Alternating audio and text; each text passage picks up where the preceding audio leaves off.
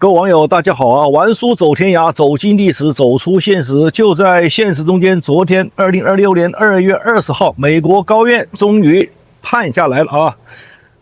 川普的關稅違憲。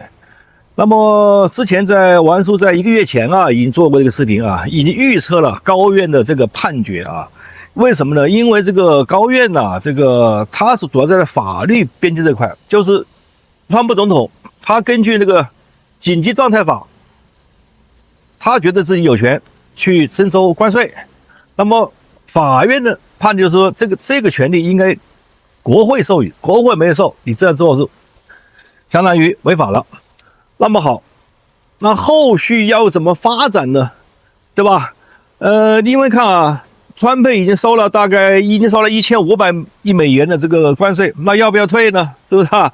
玩書上個視頻講過了，像那個 Costco 這種大公司已經在排隊了啊，然後打官司了啊。你一旦這個川普敗訴，對不起，由於我們的商品中間是吧，加了關稅，由我們的消費者和我們這進出口商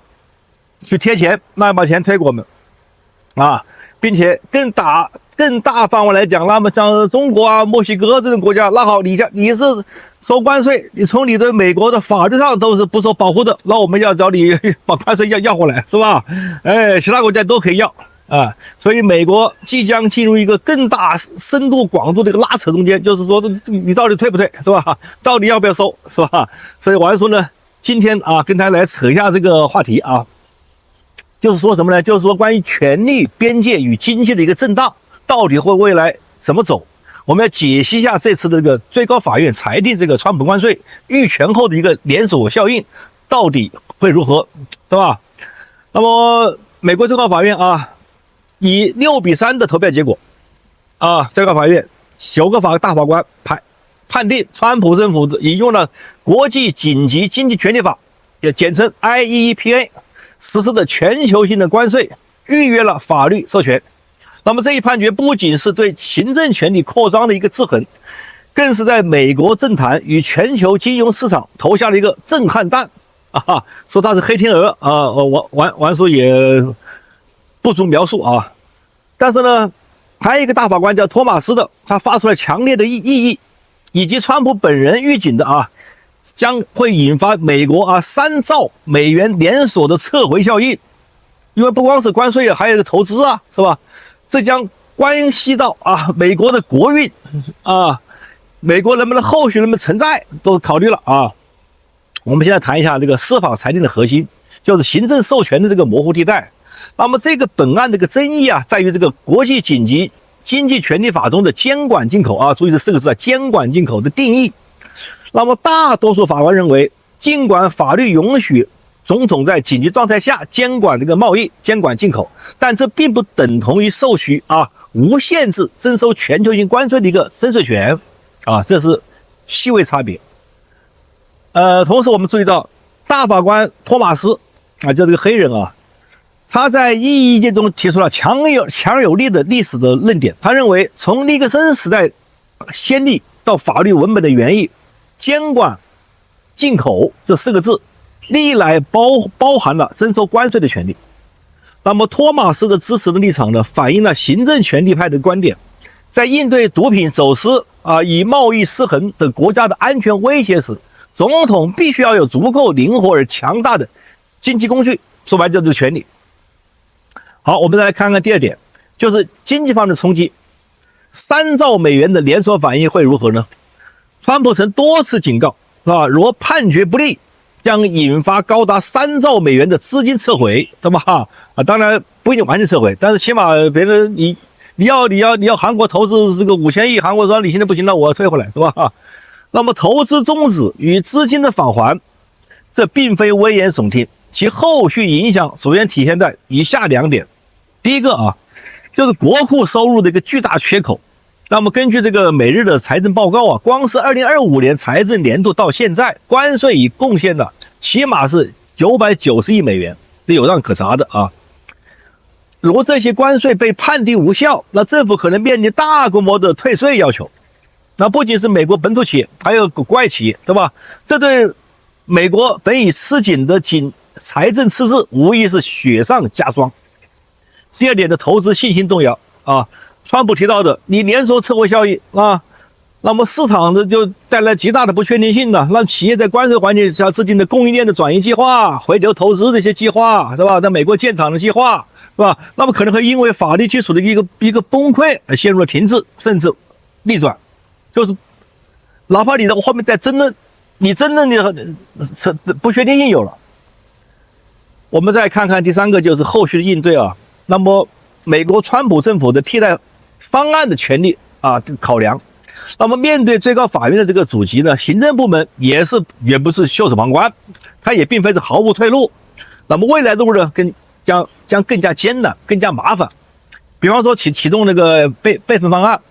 財政部長貝森特與貿易代表格里爾均透露已有替代方案。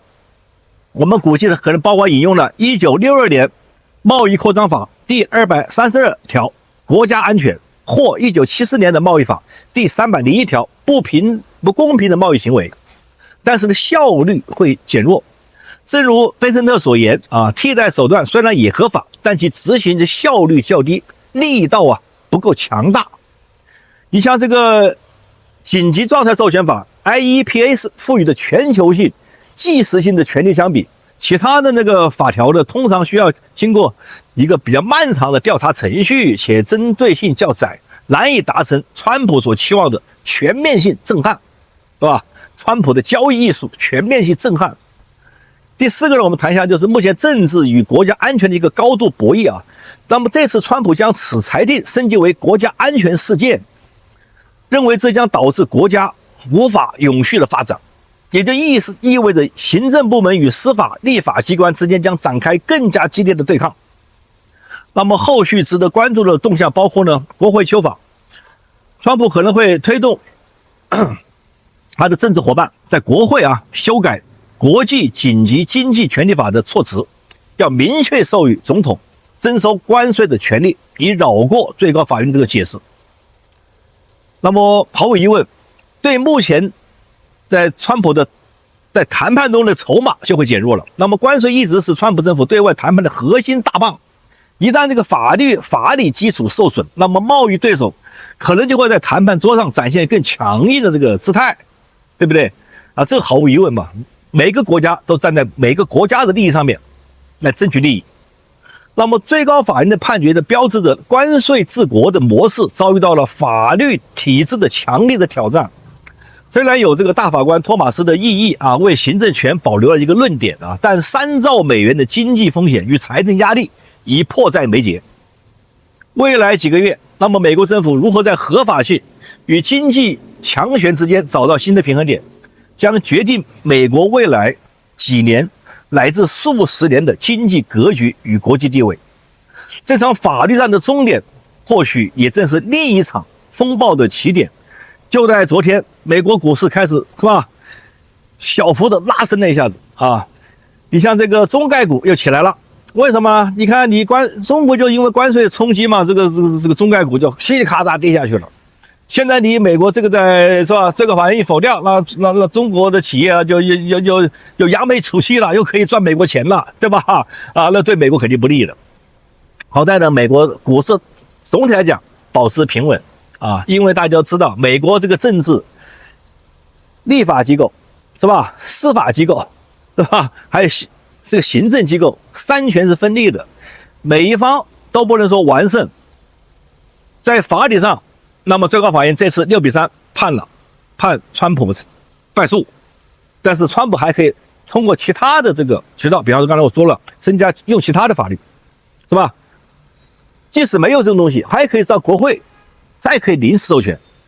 是吧？只要參眾兩院同意，又可以授權。所以未來路呢稍微漫長點，但是呢不至於掀起更大的波澜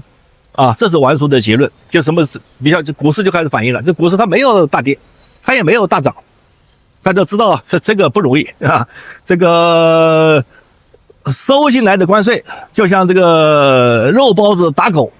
這有去往往就無回。所以你不要這些企業，包括中國不要以為能夠推給他不要認為他有多少的談判籌碼能夠掌握，說是這麼說，對不對？但是執行起來沒那麼簡單估計美國的關稅會繼續收下去，只是在談判桌上聲調會降低一點啊，拳頭會稍微放軟一點，如此而已。該怎麼做還會怎麼做，這是玩叔的最終結論。以上講的不對地方，請大家和玩叔互動，打在屏幕下方。謝謝大家。